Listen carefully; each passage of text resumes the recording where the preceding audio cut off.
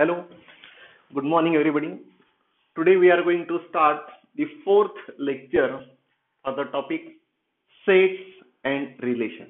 Okay, first we see the proof for n of A union B union C equal to n of A plus n of B plus n of C minus n of A intersection B minus n of B intersection C minus n of A intersection C plus n of A intersection B intersection C.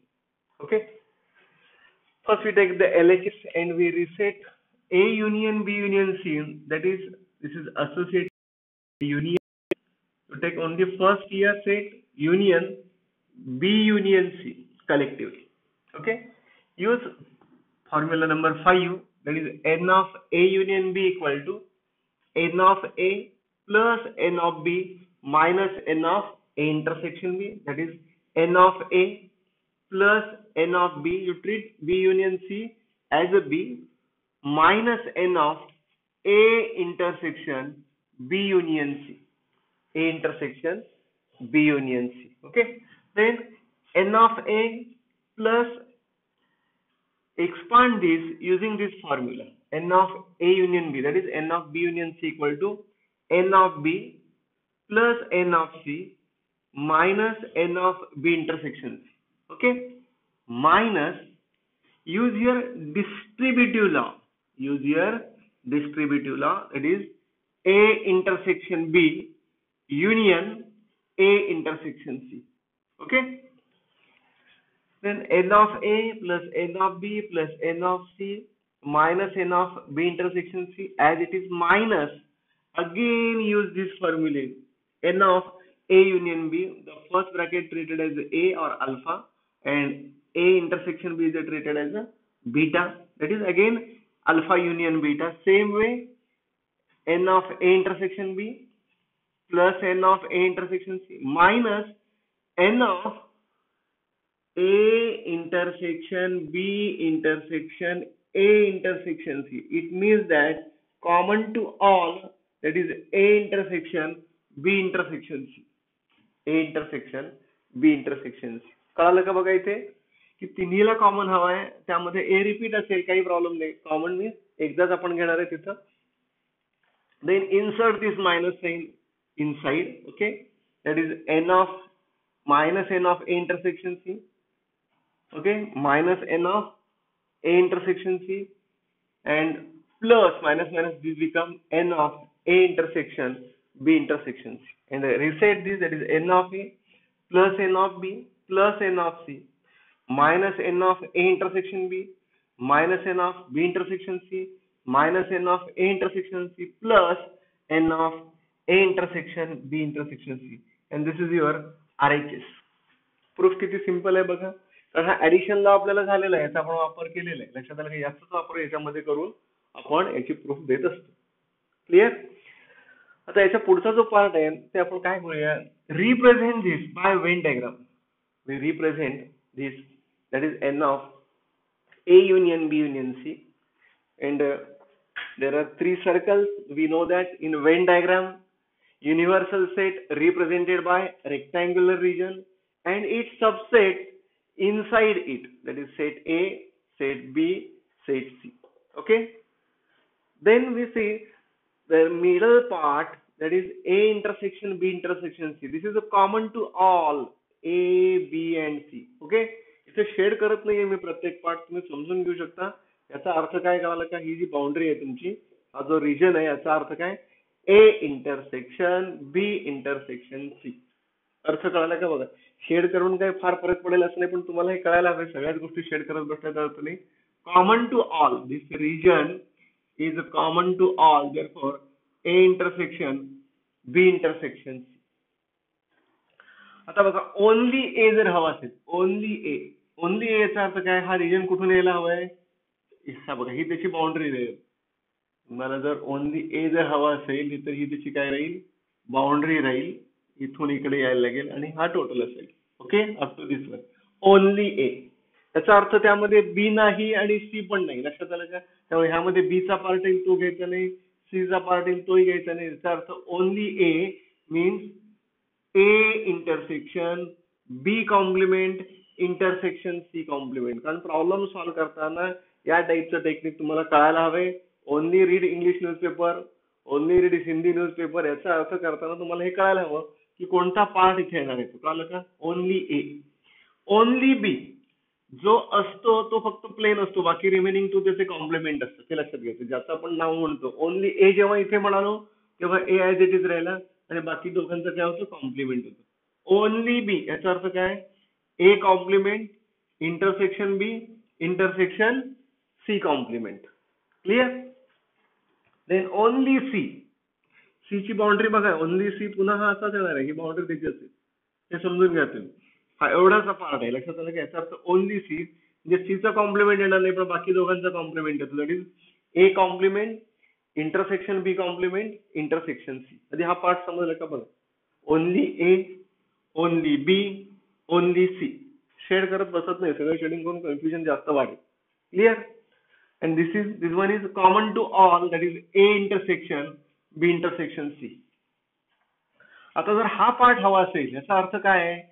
ए आणि बी आहे पण C नकोय आम्हाला. लक्षात आलं का? ए आहे बी आहे म्हणजे कॉमन ए आणि बी मधला आहे, पण हा सी चा कॉमन पार्ट आहे तो नकोय. याचा अर्थ काय? A and B but not C. It means that A intersection B intersection C complement. Clear झालं का बघा. आता ए इंटरसेक्शन बी म्हणाल तर हा टोटल येतो. लक्षात घ्या. पण आपल्याला काय नकोय? सी चा पार्ट नकोय. सी चा पार्ट नकोय means we exclude this part then this region. आता याला मी मुद्दाम काहीतरी वेगळं शेडिंग करतो की जेणेकरून तुम्हाला ते समजावं म्हणून. And this is called as A and B but not C. A and B but not C and represented like this. A intersection B intersection C complement. Clear? आता याचं काय होणार बघा. ए आणि सी आहे पण बी नाही का? हा पार्ट मध्ये बी येतो का? जो नाही याचा अर्थ complement means A intersection B complement intersection C. याचा अर्थ वर्ड मध्ये काय देतो आपण? A and C but not B. Clear? इथं काय करणार आपण? B and C. लक्षात घ्या. B and C but not A. A चा पार्ट ओके. जो नॉट आहे त्याचा कॉम्प्लिमेंट होतो. That is A complement intersection B intersection C. आधी एवढा पार्ट कळाला का बघा. आणि हा जो बाहेरचा पार्ट आहे apart from A union B union C, हा पार्ट सोडून जो आहे पार्ट इकडचा, लक्षात आलं का? That is a rectangular region minus n of A union B union C. याचा अर्थ A union B union C complement and using De Morgan's law we extended De Morgan's law for A, B and C. That is A complement intersection B complement intersection C complement. That is neither A nor B nor C. लक्षात आलं का? A union B union सोडून जो part राहिलेला असेल तो outer region मध्ये असेल. This is called as A union B union C bracket complement. बघा कन्फ्युजन काही व्हायला नको. वेन डायग्राम आपण डी मॉर्गन्स लॉ प्रूव्ह केलं, डिस्ट्रीब्युटिव्ह लॉ सुद्धा प्रूव्ह केलेला आहे. हा पण A union B union C पण आपण इथे दाखवलेला आहे. क्लिअर? काही प्रॉब्लेम आहे इथे कुठे? काही कन्फ्युजन होण्यासारखं नाही. But this formula is very important for the problem to solving problem and we use again and again. Also we find this solution using Venn diagram. Also इकडून सुद्धा आपण काम त्याचं करू शकतो. पण वेन डायग्रामचे कन्सेप्ट क्लिअर असायला पाहिजेत. कोणता रिजन कसा तो घेणार, कोण सबट्रॅक्ट करणार, हे तुम्हाला कळालं की काहीही प्रॉब्लेम येणार नाही. क्लिअर? यानंतर आपण काम काय करूया की जे पहिले दोन रूल्स आपण केलेले त्याच्या आधी वेन डायग्राम कसं काढतो ते बघूया. That is difference of set जो आपला झाला त्याच्यामध्ये त्यांच्या वेन डायग्राम कशा काढायच्या हे आपण आधी दाखवण्याचा प्रयत्न करूया. पण वेन डायग्राम साठी तुम्हाला थोडंसं प्रॅक्टिस करा आणि कोणता पार्ट आपण शेड करतो हे लक्षात घ्या. तो समजल्याशिवाय घाई करू नका.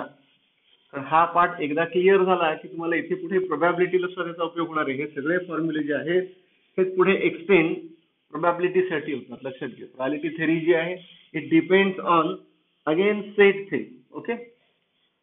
ओके. पहिला पार्ट मी इथे घेतलेला आहे. A intersection B complement. That is ज्याचा कॉम्प्लिमेंट याचा अर्थ minus B, difference of set n of A minus B. It means that only A, याचा अर्थ काय, ओनली ए. बघा रिजन काय केलाय, n of A intersection B complement, that is n of A minus B, that is only ए.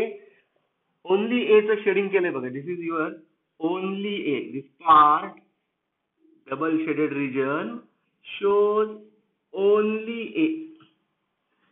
कळलं का, only ए. त्यामुळं याच रिजनचा शेडेडचा अर्थ तुम्हाला लिहायचा असेल तर हा कोण आहे तुमचा, A intersection B complement. This is your A intersection B complement. कळलं का बघा.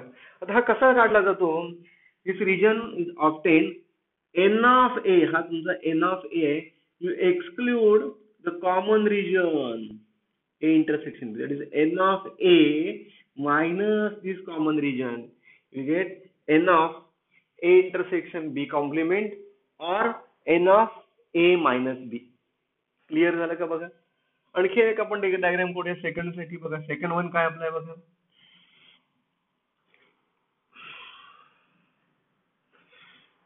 This is set A, set B, universal set. Second one साठी आपण काय करणार बघा, n of only B, only B हवं, याचा अर्थ शेडिंग कुठलं येणार लक्षात आलं का, this is your shading only B. And in symbolic form A complement intersection B, only B, that is n of b minus a. Also it is written like this, n of b minus n of a intersection b, n of b minus common to both. हा common part आहे, तो काय करायचा आहे, subtract करायचा आहे, that is. आणि formula लक्षात ठेवणं सोपं आहे बघा. जेव्हा आपल्याला n of A intersection A complement intersection B काढायचं आहे, ज्याचा कॉम्प्लिमेंट नाही तो आधी घ्यायचा, minus common to both. Clear. Same way here बघा, n of A intersection B complement, ज्याचा कॉम्प्लिमेंट नाही तो पहिल्यांदा घ्यायचा, minus common to both, means minus n of A intersection B. Clear. इथपर्यंत कुठे काही प्रॉब्लेम नाही. यानंतर आपण n of A union B कसा दाखवला जातो ते बघूया. आपण केलेलं आहे तरी पण पुन्हा एकदा रिपीट करूया इथे. This is your n of A union B. This is set A, set B. This is the universal set that is rectangular region and circular region inside. आता A union B चा अर्थ काय येणार आहे तुमचा, A union B is nothing but n of A total plus n of B minus n of A intersection B. हे overlapping झाल्यामुळं त्यातला एक पार्ट आपण कॉमन सेक्शन आहे A intersection B काय करतोय आपण, subtract करतो. This is your A intersection B. This part only A means A intersection B complement, and only B means A complement intersection B. A complement intersection B. याचा अर्थ कळाला का बघा, प्रत्येक पार्टला काहीतरी वेगळा अर्थ आहे. This is only A, only A, only B, and common to both, that is both A and B, both A and B. बरोबर. म्हणजे हा पार्ट एकत्र जर करायचा असेल तर new formula n of A union B equal to n of A intersection B plus n of A intersection B plus n of A complement intersection B. कळलं का बघा, n of A intersection B complement plus n of A intersection B plus n of A complement intersection B. हे एकत्र केले तरी हाच formula तयार होतो. लक्षात येतो का बघा, गडबड करू नका. आता याच्यावरून पुन्हा हा प्रूव्ह करता येतो तुम्हाला हवा असेल तर.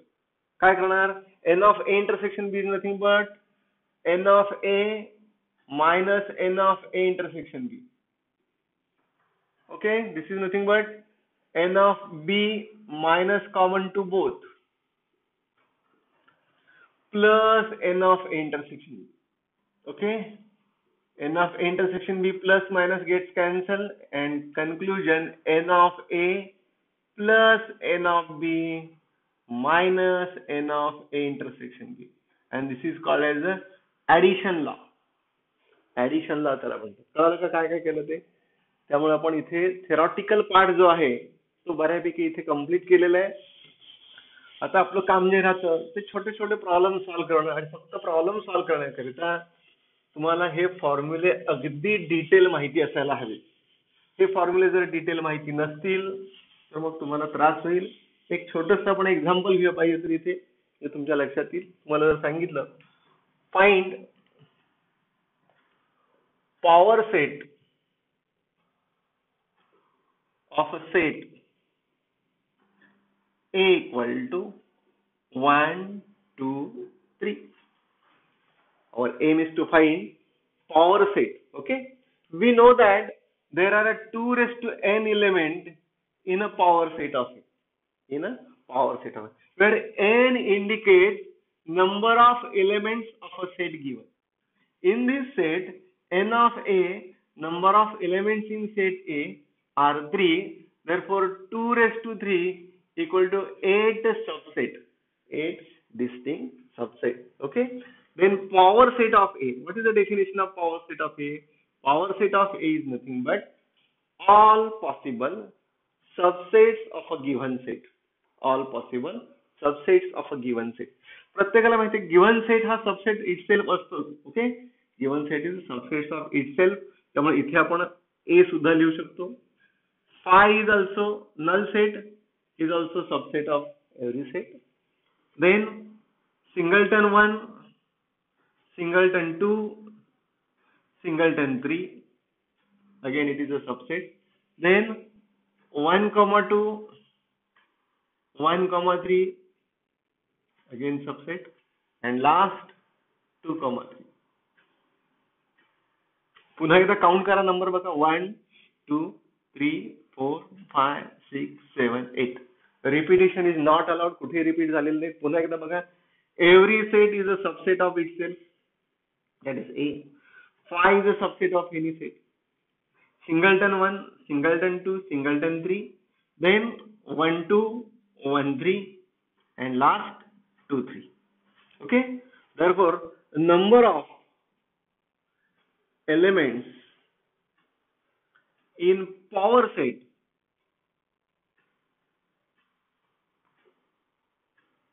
of A equal to 2 raised to 3 equal to 8. किती सोपं आहे बघा. काही प्रॉब्लेम नाही. May be ask for 2 marks MCQ. MCQ सुद्धा विचारू शकतील. मला डायरेक्ट किती एलिमेंट असतात काय तेही विचारू शकतील.